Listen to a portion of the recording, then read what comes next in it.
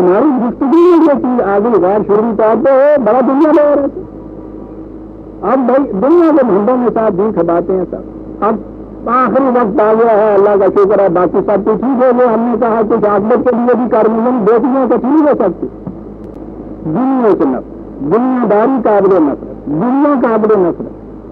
تو سیدھی سی بات ہے کہ جب مقربین کی یہ کیفیت ہو اور عوام سارے ان کی طرف کا رخ ان کی طرف کر دیا جائے تو وہ دیوی میں آئے پھر کرے, ہر قسم کی من مانی کرتے رہیں.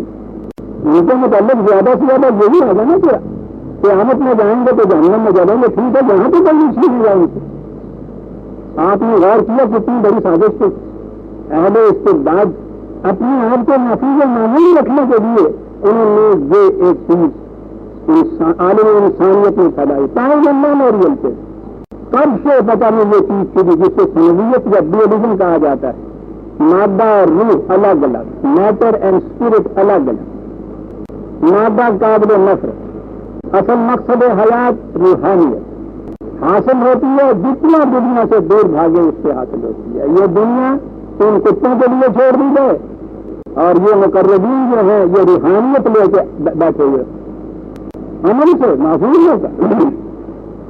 یہ ایک خیال واسط کیا گیا. یہ کیا چیز تھی؟ اب توجہ سے سنیے گا قرآن کیا کہا گیا. یہ جو کچھ کیا ہے یہ سازش کیا تھی؟ حلال و طیب کو اپنے لیے حرام قرار دے لینا. یہ ہے نا ساری چیز. آج کی اصطلاح میں اس کا نام تصوف ہے, نفذ دین. آج بھی اہل اللہ جو ہیں, آج بھی جو روحانیت والے ہیں, دیکھیے ان کا مقام کتنا اونچا ہے دنیا والوں کی نسبت میں. آج بھی کہا جاتا ہے کہ سب ان شاہوں کی مجلسوں سے کوئی پوچھتا تک نہیں ہے. ایک فقیر ہے وہاں لیٹا ہوا صاحب, ساری دنیا چلی آ رہی ہے. یہ جن کو کوئی پوچھتا نہیں ان کے پروپیگنڈے کا اثر ہے کہ انہوں نے رخ ادھر کر دیا ساری دنیا کا. ہمیں اپنی سی کرنے دو, جہاں سے مرادیں ملیں گی تمہیں ہماری طرف نہ آؤ, ہمیں نہ ستاؤ. ہماری شکایت ان سے کرو, ان سے کرو, ان کے پتھروں سے کرو, ان کے مقبروں سے کرو. یہ ہے عزیزاً جسے تصوف کہا جاتا ہے, جسے نفذ دین کہا جاتا ہے. آج بھی ہماری یہ کیفیت ہے. میں سمجھتا ہوں کہ خواہ یہ قرآن سنتے ہوئے, قرآن سناتے ہوئے کتنا عرصہ ہوا دل میں یہ چیز آ گئی. ایمانداری سے سوچیے گا سینے پہ ہاتھ رکھ کے. آج بھی وقت خالی دن آپ ہو کر آپ سوچیں گے تو یہ جو اہل اللہ ہے ان کا مرتبہ آپ کی نگاہوں میں بلند ہوگا. یہ رنگ لگے ہوئے حضرت میاں میر کا تقابل ہوگا, آپ کے نزدیک حضرت میاں میر کا مرتبہ بلند ہوگا. باقاعدہ جمعراتیں, عرس, ان کے ہاں کے مراقبے, ان کے ہاں کے روز مرہ کے تعویذ, ان کے ہاں کی دعائیں مرتی ہیں. مردہ خلائق بنا دیا گیا ان لوگوں کو مسلسل پروپیگنڈے سے, تاکہ دنیا والوں کو دنیا کے مفادات سمیٹنے کے لیے سب کچھ کرنے کے لیے راستے ہموار ہو جائے. جتنی ٹکراؤ لڑائیاں ہوئی ہیں تاریخ میں دنیا داری کی, دنیا داروں سے ہوئی. یہ جو طبقہ تھا یہ بالکل الگ ہٹ گیا اور ہٹ اس طرح سے گیا کہ عوام میں سے یعنی اس سے زیادہ نہیں تو کم از کم 99% تو وہ ہٹ جن کے دنوں کے اندر ان کی عظمت, ان کا احترام چھایا گیا. بنیاد کیا ہے تصوف کی؟ جو خدا نے حلال قرار دیا ہے اسے اپنے اوپر حرام قرار دینا. اور فلاں حضرت صاحب فلاں کی بجائے نام دے کے پہلے بات کرنا شروع کرے. یہ اسلام کے خلاف سازش دوسری صدی میں شروع ہو گئی. کچھ تو عیسائی راہ دے آئے مسلمان ہو کر, اور ایران کے آتش قدوں کے لوگ جو مجوسیت جسے آپ کہتے ہیں, شراب کی طرح یہ اندر جسے اب یہ عراق کا ایک حصہ کہا جاتا ہے نا, آج تو ایران سے وہ الگ چیز ہے, یہ ایران ہی کا حصہ سب سے پہلی خانقاہیں آپ کے یہاں اس حصے کے اندر بنی. تو تصوف اسلام میں غور فرمائیے, جو دین آیا ہی دنیا کے معاملات سنوارنے کے لیے تھا, اس دین میں یہ خیال کہ دنیا قابل نفرت ہے, اس سے دور بھاگ جاؤ. جس دین کی کیفیت یہ تھی کہ حضرت عمر کے زمانے میں جب ایک مجاہد سپاہی سے غیر مسلم عیسائی نے یہ پوچھا تھا کہ دنیا میں کوئی قوم یہ اپنا کلمہ لے کے اٹھتی ہے, کلمہ کے معنی آئیڈیالوجی ہوتے ہیں, یاد رکھیے دیوانے میں مغلیہ پاکستان جسے آپ کہتے ہیں یہ کلمہ کہ دنیا میں جو تاریخ اٹھتی ہے، جو نظام اٹھتا ہے، اس کا ایک کلمہ ہوتا ہے اور اس کلمے کی ایک حقیقت ہوتی ہے. حقیقت کا نام ہوتا ہے ٹھوس ثبوت. تو تمہارا جو کلمہ ہے اس کی حقیقت کیا ہے؟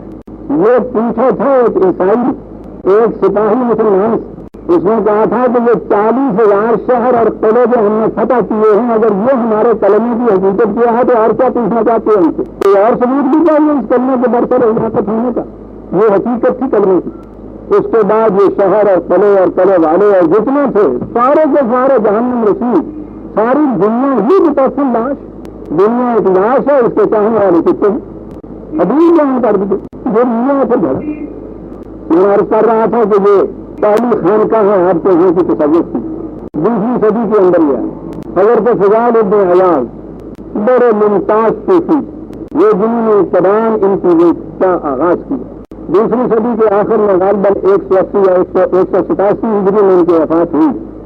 ان کی ساری تعلیم اگر آپ کی پیش کرنا چاہوں تو پھر وہ درس ہی اس کے متعلق لیے چلا جاؤں. جیسا کہ میں نے عرض کیا ہے برادران عزیز، میری تو آدھی عمر اسی میں گزری ہوئی ہے، سارا لٹریچر ان کا میرے سامنے ہے. حضرت فضال ابن عیاض کا یہ قول ملاحظہ فرمائیے. یہ کہا کہ اگر دنیا اس کی تمام جاذبیتوں کے ساتھ مجھے دے دی جائے، میرے سامنے پیش کر دی جائے اور اس پر کسی قسم کے محاسبے کا اندیشہ بھی نہ ہو، کیا بڑی بات ہے. ساری دنیا پیش کر دی جائے تمام جاذبیتوں کے ساتھ اور محاسبے کا اندیشہ بھی نہ ہو کہ اس کا مجھے کسی کو حساب کتاب بھی دینا ہے. سنیے، تاؤ بھی میں اسے ایسا ہی ناپاک سمجھوں گا جیسے تم مردار کو ناپاک سمجھتے. دیکھ رہے ہیں آپ، یہاں سے بات چلی. آپ کہتے ہیں سر ہمارے یہاں ولی کی ایک آ گئی، بادشاہ نے استبداد کیا، شہنشاہیت نے یہ کچھ کیا. آپ سوچتے نہیں ہیں کہ اس کی ملت کیا کیسے؟ یہ اتنی دنیا کروڑوں کی تعداد میں آپ کے یہاں کی امت یہ سارا کچھ یہ بیٹھی ہوئی دوستی نہیں رہی. کیا ہو گیا تھا اس امت سے؟ یہ بیٹھے ہوئے دیکھ نہیں سکتے. 100 سال تک پہلے یہ تعلیم تھی جو عام کی گئی اسلام کو جڑ بنیاد سے چھوڑنے کے لیے. تو جب یہ دنیا جو ہے یہ لاش ہو گئی، ناپاک ہو گئی، ان لوگوں نے سنبھال لیا جسے آپ ملکیت والے کہتے ہیں، استبداد والے کہتے ہیں. ان کے کاروبار میں دخل نہیں آتے کسی. ذرا سی ماتھے پہ پیری ڈالی ناک کی تو ہے اور اس کے بعد کیا کہ جیسے ہم متفق لاش کے پاس سے یہ گزر جاتے ہیں، یہ ملنے کے پاس سے یہ گزر گئے. زیادہ سے زیادہ لوگوں کو اس طرح سے انہوں نے رجوع کیا. خود اس سازش میں حصے لیے، وقت جائیدادوں کی ان کے ناموں کے اوپر ان کا لنگر جاری ہوا. ان کے منہ سے تو ٹیکس دیتے بنا ان سے، اور ان کے یہاں یہ جائیدادیں وقت کر دیتے تھے. حضرت صاحب کا لنگر ہے صاحب، صبح سے شام تک جو آئے کھاتا چلا جائے. ان کا تو صاحب دیکھنے میں یہ ہونے والا والے جاگیریں بخشی ہوئی ان کے نام کے. یہ اوقاف کی تعبیر سے پوچھیے، ایک خان کا جو اتنی مٹی کی گھوڑی ہے اس کے نام کی کتنی بڑی جائیدادیں وقت، اس میں جائیدادیں وقت کی تھی. انہوں نے ان کے دل کے پاس یہ سارا کچھ تھا. وہ جو عوام کے خون کا آخری خطرہ تک نچوڑ لیتے تھے، اس میں سے سازش سے یہ جائیدادیں ان کے نام پہ وقت کر دیتے تھے کہ عوام کا رخ ان کی طرف رہے. پھر دیکھنے میں آگے کرتے چلے. آج بھی آپ دیکھیے یہ بڑے بڑے آپ کے یہاں کے اولیاء کرام کے جو عرصوں کے دن آتے ہیں، اس پہ آپ کے اخبارات کے خاص نمبر نکلتے ہیں. کون سے اخبارات جن کے متعلق میں یہ ہے کہ یہ لوگ کمیونسٹ ہیں، یہ لوگ سوشلسٹ ہیں. یعنی خدا تک یہ نہیں کرے. اخبار کو اٹھا کے دیکھیے، پچھلے دن اگر بابا فرید گنگ شکر علیہ الرحمہ کا اس 5 محرم پہ جو یہاں ہوتا ہے اس پہ یہ نمبر اٹھا کے دیکھیے. اگر بابا صاحب ریاضت کرنے کے لیے گئے، 12 سال تک لکڑی کی ایک روٹی رکھی ہوئی.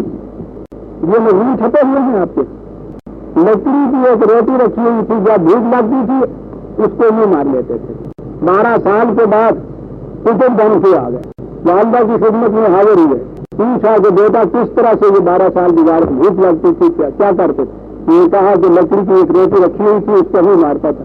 کہا کہ بیٹا اب بھی توقل کچا ہے، جاؤ یہ روٹی بھی پھینک دو، 12 سال آؤ جا کے یہ دیکھو.